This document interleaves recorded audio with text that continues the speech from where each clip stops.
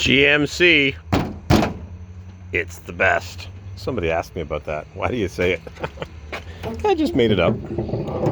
So I am going to do a little walk around of this GMC, it's the best Suburban. And I have got 37 minutes of video time. I flew on an airplane and I used the downtime in between throwing up to delete some videos on my phone.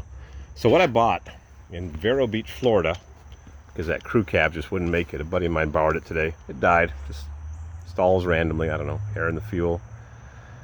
Could have a bubble ever coming in through a cracked fuel line above the fuel tank. Truck ran well, 1,700 miles, and just stalls here, stalls there. Put a cable on it, put a this, put a that. Runs well for a few hundred miles and then dies. So I bought this Suburban because they used to be, 15 years ago when I first started buying them, they used to be all over the place. You couldn't give them away. And now you can't find them, and they're all lifted and butchered and beat up. And this one's beat up, but it's not butchered. It's a pretty original 1990 Suburban. They had a facelift in '88 when they redesigned the rest of the stable of the Chevy GM trucks, the GMC trucks. They put a new interior in. They got rid of the aluminum strip that ran across here, and they replaced it with wood grain on certain models, and they had electric mirrors, and I guess you'd call it a facelift. I wonder if you could put the dual tanks on, because this is like the pickup truck floor where the tanks sit on the side, whereas the Suburban, the tanks in the back. There's a million things to talk about on these things. I watch rare classic cars with Adam. It's pretty interesting. He knows his stuff.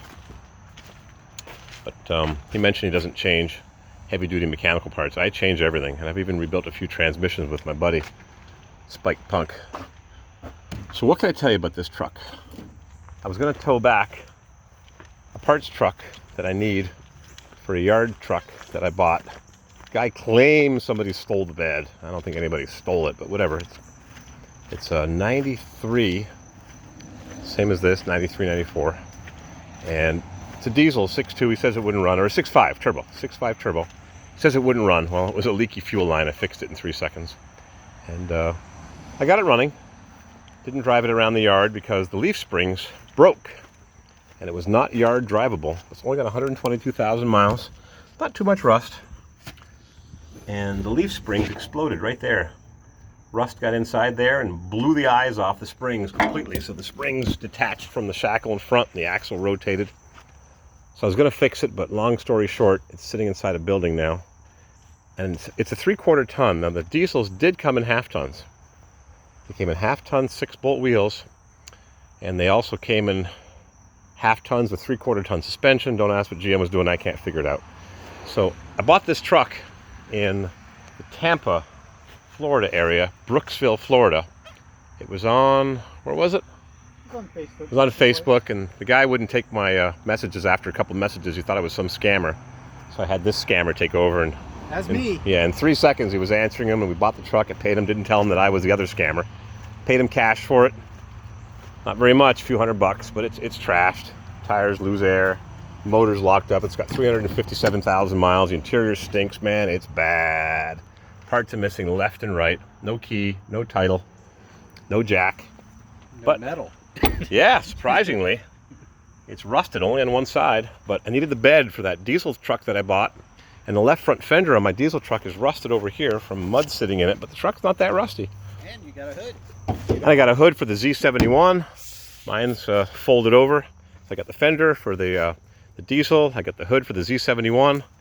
And I got a whole bunch of parts. Just I got to drag this thing back from the Tampa, Florida area. And it's a long, long way from Tipperary. So that's the story on that thing. It's a 4-wheel drive. It's just for parts. It's too bad. I was going to tow it back with the crew cab, but the crew cab was playing hard to get. So we found this thing on Craigslist, and I was the first person there with the cash. Didn't pay a lot of money for it, but they ain't cheap. I used to pay $1,000, $1,500, $2,000. I paid more for this thing because they're getting hard to find, and it's beat up, but it is rust-free, and I mean rust-free except one spot is not rust-free, right there. It's got a rust hole right there. But the interior's decent, not perfect, but for 30 years old, I had one of these 10, 12 years ago that had more wear on the interior was a black one, 4-wheel drive half-ton I bought in San Diego. Put 3/4-ton springs in it and rolled it home. This one's got a new alternator that whines, new air conditioning compressor on 134 that blows ice cold, no battery hold down, but no problemo. We go to the junkyard and we stock up on battery hold downs. I'm going to change the oil in it now. I'm going to get a spare headlight at the junkyard tomorrow. It's got the air dam, it's got the tow hooks, Dana 44 auto locking front hubs that work because I took this thing in the sugar sand, and let me tell you, luckily I had 4-wheel drive low range. Got Dana 44, same as a 3/4-ton. Air conditioning's cold. New air filter, new fuel filter.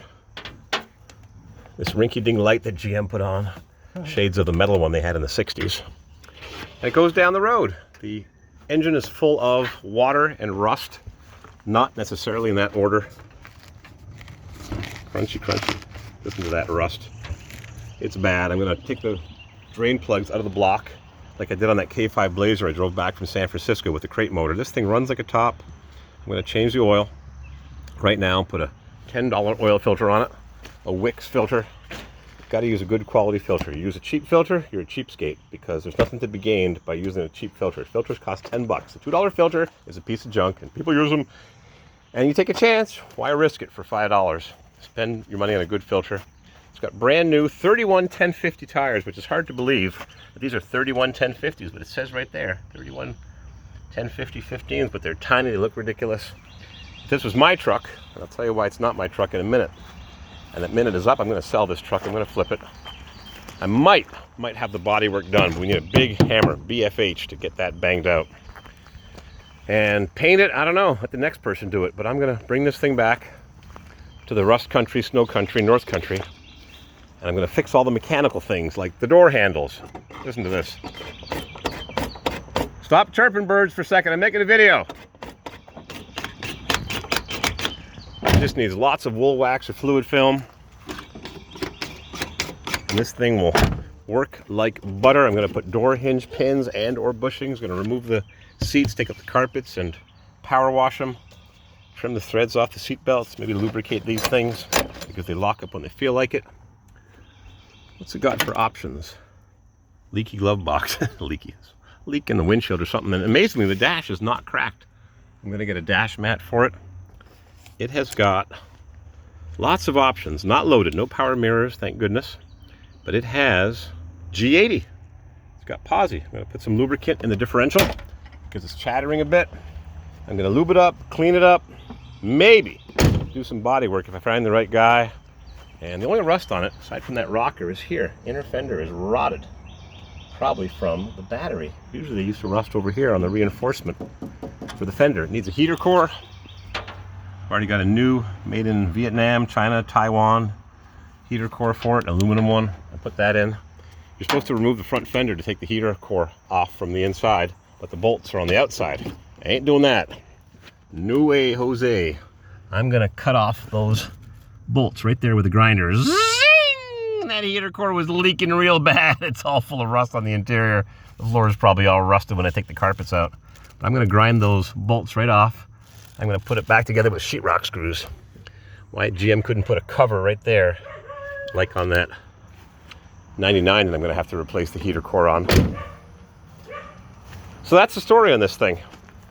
I'm gonna fix her up. I'm getting rained on. Got my pedal pad. A friend of mine said, why didn't you put a brand new pedal pad? Why would you go to the junkyard and spend $3.17, that's what I paid, on a used pedal pad? I said, because I don't want it to have 0 miles. I want it to have just enough wear for the 100 or 200 or 300,000 miles that it has. This thing has 400,000, 500,000, 600,000 miles. That's pretty bad. So I took one off another vehicle in the junkyard, and it's identical, except that it's not. The font is different, interestingly. Maybe one's made in China, one's made in Taiwan, one's made in Indonesia, and one's made in who knows where. La La Land. It's got a brake controller, probably from the days when it was a lot newer. The mileage says 73,000, but I knew from the pedal wear and the seat wear and the door wear, actually the seat's not too badly worn, but the doors, pretty close. That's what we got for wear on the pins. Not bad. But the woman that I bought it from only owned it for a few years. She said the mileage was probably 273, 173, 373. Who knows? Air conditioning works. Steering column's a bit loose. I'll take that apart and return and change the one of the springs is broken. It cancels the turn signal, but I'm right there. $3.50 from Dorman. They give you a right and a left. Too bad they don't give you two lefts, because that's what goes bad. The left one always breaks. Turn signals don't cancel. So I'll pull the wheel, tighten the 2 of the 3 screws so that's not so wiggly. And the tie rods are loose. I wish I could show it to you if my arms are long enough. I don't think I can open that. Oh, just gonna hold. The tie rods, let's see if I can show this with a flashlight and the camera and my hand on the steering wheel. They call it the center link tie rods. Confuse you. We've got some serious wear on these 2 tie rods here that go from the steering box to the knuckle. Then from the knuckle it goes to these crazy washers that if you pound on them you don't get them out. And nothing else is worn. Amazingly, the ball joints are not worn. Never been greased in who knows how many 250,000 miles. This one could have been greased. It's not been greased, but it's tight.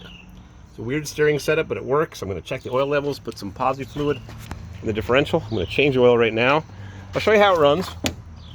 It's got the GM throttle body that first came out in 1987 on these trucks, 350s. The alternator sings away. Yahoo! It's got a brand new clutch fan, probably made in China. The air conditioning works. It's not turned on right now. It's got a bunch of new parts. It does not have the quad front shock option. It's kind of odd. So many of them do for a loaded truck. It's got a new power steering hose. Oh, more rust. Rusted. Too bad. Both inner fenders could or should be changed if you wanted to restore it to a show queen, trailer queen, but I'm not doing that. I'm going to see if I can get a water bottle at junkyard tomorrow. This one's had some rust damage from overheating or whatever. So I'm going to drain the oil. I'm going to fill the new filter up with oil. It's starting to rain. And that's the story of this Suburban. I'll make another video maybe on Sunday. Tomorrow is junkyard day. We're going to drive 2 hours to Greenville, South Carolina to go to the junkyard. I'm going to get a piece of cardboard, which is over here. I'm going to lie on my back. I'm over 60 years old, but I'm still in good shape from lying on my back for so many years, and I don't mind doing it. A lift would be nice, then you just clunk your head into it. So GMC, it's the best. And why do I call it GMC, it's the best? Because I can't say Chevrolet in GMC lingo, so I got to invent something. That's what I invented. That's my story, and I'm sticking to it. Runs well. I'm going to grease the idlers, make sure they're in good shape. If I can reach in here, what does this look like? No idea on the maintenance history. It looks pretty clean for whatever miles it's got. 200,000, I'm guessing. 200, 250. No idea. And that clutch fan should have disengaged, and it's not, which is a factory defect. Because half of those clutch fans, when you buy them, stay locked up. Junk. High failure rate from the factory, wherever they made that thing. So I'm going to crawl underneath it, change the oil, check the bushings, grease it. Needs a new rear U-joint. I took it apart. It's locked up in the back.